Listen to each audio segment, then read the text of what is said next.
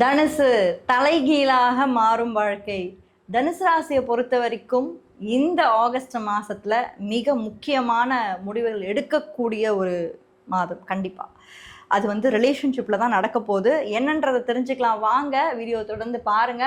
அது மட்டும் இல்லாம நம்மளுடைய சேனலை இன்னமும் நீங்க சப்ஸ்கிரைப் பண்ணாமலே பார்த்துட்டு இருந்தீங்க அப்படின்னா மறக்காம சேனலை சப்ஸ்கிரைப் பண்ணி வச்சுட்டு உங்களுடைய ஆதரவை தொடர்ந்து கொடுத்துக்கிட்டே இருங்க. இந்த தனுசு ராசியை பொறுத்த வரைக்கும் ஒரே விஷயம், இந்த ராசிநாதன் குரு பகவான் இந்த டைம் பீரியட்ல இந்த மாதத்துல சூரியனோட புதனோட குருவோட 8ஆம் வீட்டில் அமர்ந்திருக்கிறது அப்படின்றது ஒரு சிறப்பான ஒரு விஷயமா தான் நான் பார்க்குறேன். இது வந்து ரொம்ப நெகட்டிவாகவும் நான் பார்க்கல. ஏன்னா 12 வருஷம் கழிச்சு குரு வந்திருக்காருங்க. 1 இல்லை 2 இல்லை 3 இல்லை 12 வருஷம் கழிச்சு வந்திருக்காரு.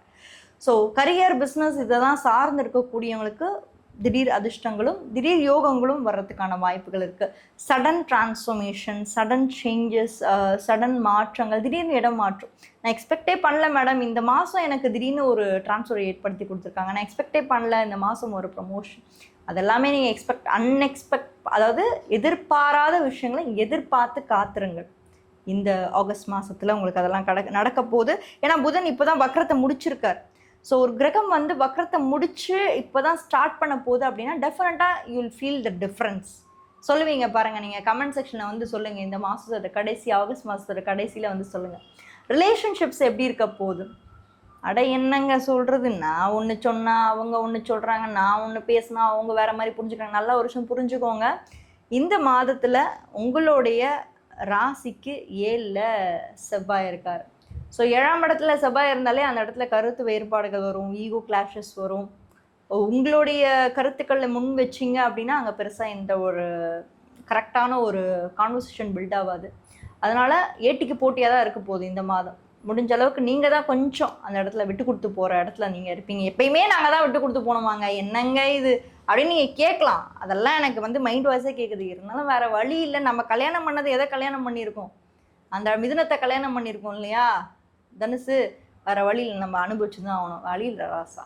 அடுத்து படிப்பு சார்ந்த விஷயங்கள் இந்த மாதம் எப்படி இருக்க போகுது அப்படின்னு நம்ம பார்த்தோம்னா 5ஆம் இடம். இந்த இடத்துல 5 அப்படின்றது படிப்பு. நிறைய இடத்துல நான் சொல்லிகிட்டே தான் இருக்கேன். நிறைய பேர் என்ன நினச்சிக்கணும்னா 4ஆம் வீடு கிடையாது, 5ஆம் வீடு அப்படின்றது ஒருத்தருடைய இன்டெலெக்சுவல் நாலேஜ், ஒருத்தருடைய அறிவு கூர்மை எப்படி இருக்கும். ஒரு குழந்தையுடைய அறிவு கூர்மை வச்சு தான் அது எப்படி படிக்கும், படிக்காது, அது நல்லா டல்லாக படிக்குமா, இதெல்லாம் நம்ம வந்து 5ஆம் இடத்தை வச்சு சொல்கிறோம். ஸோ நல்ல ஸ்பீச்சு, நல்ல படிப்பெல்லாம் இருக்கணும் அப்படின்னா 5ஆம் இடம். ஸோ 5ஆம் இடத்தோட அதிபதி செவ்வாய் 7ல் இருக்கிறதுனால கொஞ்சம் அவசரப்படாதீங்க, நிதானத்தை கடைப்பிடிங்க. ஏன்னா 4ல் சனி உங்களுக்கு வக்கரமாகிறதுனால ஸ்லோவாக நிதானமாக கடைப்பிடிச்சிட்டு போகும்போது இந்த மாதத்தில் உங்களோட எண்ணங்கள், குறிக்கோள் நிறைவேறும். அதே மாதிரி உங்களுக்கு எல்லா பக்கமும் சப்போர்ட் இருக்குது. முக்கியமாக டீச்சர்ஸ் கிட்டேருந்து சப்போர்ட் கிடைக்கும். எந்த டீச்சர் உங்களை ஒதுக்கி வச்சாங்களோ அந்த டீச்சரே கூப்பிட்டு, சரி இந்தா நீ நல்லா பண்ணுற அப்படின்ற ஒரு அவார்டு இல்லை ரிவார்டு ஏதோ ஒன்று கொடுப்பாங்க, ஒரு அப்ரிஷியேஷன் கூட கிடைக்கும். சரியா? ஆகஸ்ட் மாத கிரகநிலை அடிப்படையில் நம்ம பார்க்கும்போது மற்ற கிரகங்கள்லாம் எப்படி இருக்குது, அதாவது எந்த ராசியாக வேணாலும் இருக்கட்டும், பட் கிரகநிலைகள் எப்படியெல்லாம் அமர்ந்திருக்காங்க அப்படின்றத நம்ம பார்க்கும்போது முதல்ல செவ்வாய் எங்கே இருக்கார். அதாவது செவ்வாய்ன்றது மிக முக்கியமான ஒரு கிரகமாக நம்ம வந்து பார்க்கப்படுறோம். அந்த செவ்வாய் பகவான் இந்த ஆகஸ்ட் மாதத்தில் மிதுன ராசியில் சஞ்சரிக்க போகிறாரு. அடுத்து 3 முக்கியமான கோள்கள், அதாவது புதன், குரு, சூரியன், இந்த 3 முக்கியமான கோள்களுமே எங்கே இருக்காங்கன்னா கடக ராசியில் உச்ச குருவோட அமர்ந்திருக்காங்க.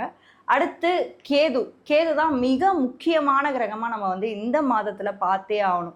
ஏன்னா இந்த கேது கிரகத்தோட வேற எந்த ஒரு கிரகமும் சூழலை இந்த மாதத்தில். ஏன்னா அடுத்து வரக்கூடிய இந்த செப்டம்பர் மாதத்துலலாம் நம்ம பார்க்கும்போது கிரகணமானது ஏற்பட போகுது. பட் அதுக்கு முன்னாடி கேது பகவான் இந்த மாதத்தில் தனியாக தான் அமர்ந்திருக்க போகிறாரு. அடுத்து சுக்கிரனோட இணைவு, அதாவது இந்த டைம் பீரியட், இந்த ஆகஸ்ட் மாத டைம் பீரியடுக்கு முன்னாடி வரைக்கும் நீங்கள் பாருங்கள், இந்த சுக்கிரன் கேதுவோட இணைவு வந்து ரொம்ப ஸ்ட்ராங்காக, ரொம்ப நெருக்கமாக இருந்தது. அதுக்கப்புறம் போக போக இந்த செகண்ட் வீக் ஆகஸ்ட்டுக்கு மேலெல்லாம் நம்ம பார்க்கும்போது அந்த கேதுலேருந்து பிரிஞ்சு சுக்கிரன் கன்னி ராசியில், அதாவது தன்னுடைய நீச்சமாகக்கூடிய கன்னி ராசியிலிருந்து மீன ராசிக்கு தன்னுடைய உச்ச பார்வையை செலுத்துறாரு. அங்கே என்ன ஒரு பிரச்சனை இருக்குது, பிரச்சனைன்னு கூட சொல்ல முடியாது, பூகம்பம் அப்படின்னு கூட சொல்லலாம். ஏன்னா சனி பகவான் மீன ராசியில கடந்த ஒரு 1.5 வருஷமா வந்து அமர்ந்திருக்காரு. 1.5 வருஷமா அமர்ந்திருக்கக்கூடிய இந்த சனி பகவான் இப்போ இந்த கோச்சாரத்துல மாறக்கூடிய இந்த சுக்கிரனை நேருக்கு நேர் வந்து பார்க்க போறாரு. ஸோ ரொம்பவே பவர்ஃபுல்லா அமையக்கூடிய ஒரு விஷயம். ஏன்னா ஒரு பக்கம் வந்து பார்த்தீங்கன்னா நீச்சமான ஒரு சுக்கிரனோட அமைப்புல சனி பகவான் அவருடைய நெருங்கின ஃப்ரெண்டு, ரொம்ப க்ளோஸான தோஸ்துன்னு கூட சொல்லலாம். ஸோ அந்த சனி பகவான் இந்த சுக்கிரனை வந்து இந்த மாதம் வந்து பார்வையிடுறாரு. அதுக்கப்புறம் வேற யாரு? ராகு, கலியுகத்துடைய கடவுள், அதாவது கலியுகத்துடைய மகான் அப்படின்னு கூட நம்ம சொல்லலாம்.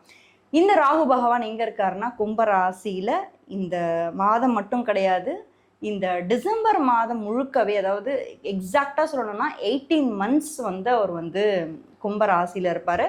அப்படியே சிம்ம ராசிக்கு நம்ம பார்த்தோம்னா அதுக்கு நேரடியா இருக்கக்கூடிய ராசியில உங்களுக்கு வந்து கேது பகவான் இருப்பாரு. ஸோ இந்த டிசம்பர் மாதம் வரைக்கும் ராகு கும்பராசியில சஞ்சரிக்க போறாரு.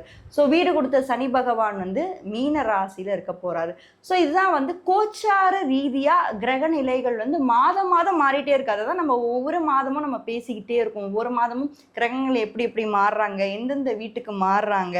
ஏன்னா நம்ம ஒரு ராசி பலன் எடுத்தோம்னா அது வந்து ஒரு பர்டிகுலர் ராசியை மட்டும் நம்ம மென்ஷன் பண்ண முடியாது. ஏன்னா இங்க பாருங்க 12 ராசிகள் இருக்கு இல்லைங்களா? ஸோ 12 ராசிகளும் 9 கிரகங்களும் இருக்கு. ஸோ அவங்க மாதம் மாதம் மாறுவாங்க. மாதம் மாதம் மாறக்கூடிய கிரகங்கள்னு சில இருக்கு, வருடம் வருடம் மாறக்கூடிய கிரகங்கள்னு சில இருக்கு. ஸோ நம்ம ராசி பலன் பார்க்கும்போது ரெண்டுத்தையுமே எடுத்து தான் பார்க்கணும். ஸோ வெயிட்டேஜ் வந்து ரெண்டுமே இருக்கு. ஸோ நிறைய பேர் பண்ற தப்பு என்னன்னா, ராசி பலன் பார்க்கும்போது வெறும் ராசிநாதன் மட்டும் பார்ப்பாங்க, சனியை மட்டும் பார்ப்பாங்க, சுக்கிரனை மட்டும். அப்படி கிடையாதுங்க. மற்ற கிரகங்கள் கோள்கள் வக்ரமாவுதா? ஏன்னா இப்ப பாருங்க இந்த குறுகிய காலகட்டத்துல இந்த ஒரு டைம் பீரியட், இந்த ஜூலை மாசத்துல எல்லாம் பாருங்க புதன் வந்து வக்ரமாயிட்டே இருந்தார். இப்ப இந்த ஆகஸ்டுக்கு அப்புறம்லாம் அவர் வக்ர நிவர்த்தி ஆகி நேர்கதிக்கு வந்து மாற போறார்.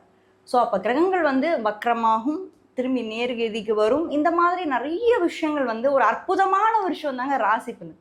நீங்க வந்து அதை ப்ரிடிக்ஷனா மட்டும் பார்க்காம ஒவ்வொரு மாதங்களும் கிரகங்கள் எப்படியெல்லாம் மூமெண்ட்ல இருக்காங்க அப்படின்றத நோட் பண்ணும்போது டெஃபினட்டா நம்மளால வந்து நிறைய விஷயங்களை தெரிஞ்சுக்க முடியும்.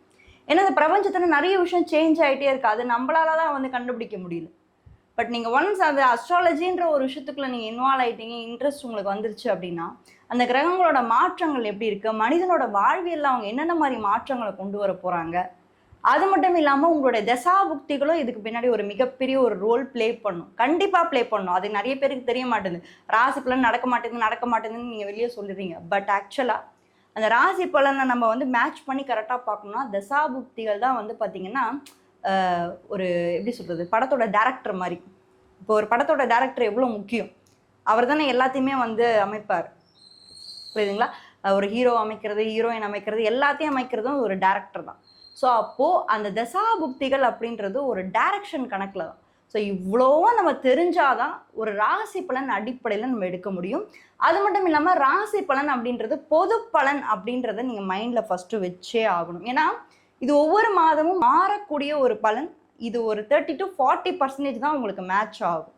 என்னங்க இப்படி சொல்கிறீங்களே, இப்போ வந்து இப்படி சொல்கிறீங்களே அப்படிலாம் கேட்கக்கூடாது, புரியுதா?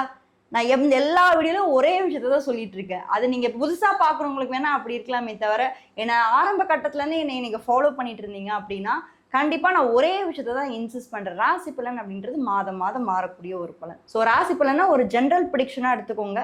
மற்றபடி மற்ற கிரகங்கள் மாறுற ஒரு விஷயத்த நீங்கள் வந்து அப்படியே கண்டினியூஸாக நீங்கள் வந்து செக் பண்ணி பார்த்துக்கலாம். மற்ற ராசிகளை பற்றி தெரிஞ்சுக்கணும்னா இந்த வீடியோவில் ஃபர்ஸ்ட் கமெண்ட்டில் ஃபர்ஸ்ட் லிங்க்கில் கொடுத்துருக்கேன், மறக்காமல் அதையும் போய் செக் பண்ணுங்கள். யாராவது ஒரு ஃப்ரெண்டுக்கு இந்த வீடியோ நீங்கள் ஷேர் பண்ணி அனுப்பணும், இல்லை அவங்க வாழ்க்கையிலே இது ரொம்ப பெரிய ஹெல்ப்பாக இருக்கும் அப்படின்னு நீங்கள் நினச்சிங்கன்னா மறக்காமல் அவங்களுக்கும் ஷேர் பண்ணுங்கள். நீங்கள் என்ன ராசியில் பிறந்தீங்க, என்ன நட்சத்திரத்தில் பிறந்தீங்க அப்படின்றத கீழே மறக்காமல் கமெண்ட் பண்ணுங்கள். தேங்க்யூ.